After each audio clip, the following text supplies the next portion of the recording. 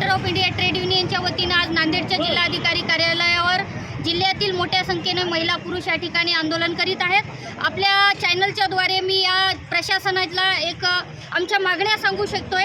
आमच्या या ठिकाणी 8 मागण्या आहेत। त्यामध्ये रोजगार हमी योजनेच्या कामावर केरळ राज्याप्रमाणे 600 रुपये हजेरी द्यावी ही आमची मुख्य मागणी आहे, जे की नांदेड जिल्ह्यामध्ये महाराष्ट्रामध्ये दिल्या जात नाही, पण देऊ शकतं महाराष्ट्र सरकार यांनी पुढाकार घेऊन द्यावं। दुसरी मागणी आहे आमची गरीब अल्पभूधारक मजदूर निराधार दिव्यांग व इतर कुटुंबांना दारिद्र्यरेषेचा सर्वे करावा आणि त्यांना पिवळे रेशन कार्ड द्यावं। या ठिकाणी आपल्या चॅनलच्या माध्यमातून नमूद करावं असं वाटतं की रेशन गोरगरिबांचं रेशन या सरकारने बंद केलेलं आहे। आमची मागणी आहे जर ते बंद केलेलं असेल तर त्याचा सर्वे करावा।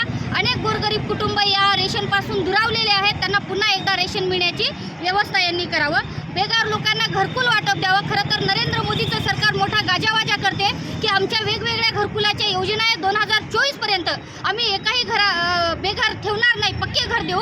परंतु वास्तवात आपण जर ग्रामीण भागात गेलो तर कुठल्याही लोकांना आज घराच्या योजना आहेत परंतु घरकुल दिल्या जात नाही आणि घरकुल द्यायचं तर मोठा भ्रष्टाचार त्या ठिकाणी होतोय, हे या शासनाने नांदेड जिल्ह्याच्या तपासावं। त्या ठिकाणी गायरान व इतर जमिनीवरील अतिक्रमण नियमन करून त्यांना मालकी हक्क द्यावा।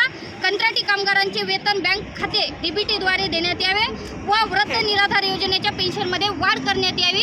या ठिकाणी या सगळ्या मागण्या आहेत। खरं तर निराधार लोक या ठिकाणी बेवारसपणे जीवन जगत आहेत। सरकारची योजना आहे काय 1,500-2,000 हजार सरकार देतो, परंतु महिन्याकाठी त्यांना 1,500 ते 2,000 त्यांना औषध उपचार सुद्धा होत नाही। या ठिकाणी आपण जर बघितलं तर पेन्शन नावाची हे बंद झालेली आहे। ज्यांनी काहीतरी भ्रष्टाचार यामध्ये सुद्धा भ्रष्टाचार आहे। काही लोक गावागावात जाऊन फिरतात आणि आम्ही तुम्हाला पेन्शन लागू करतोय, आम्हाला त्यातील काहीतरी द्या, असा भ्रष्टाचार होत आहे। खरं तर हे नांदेडचं जिल्हा प्रशासन झोपीत आहे की काय हे आम्हाला प्रश्न पडलेला आहे। एकीकडे एवढे कामगारांचे प्रश्न तीव्र होत असताना दुसरीकडे मात्र नांदेडचं प्रशासन मोठा वाजागाजा करताना दिसतंय।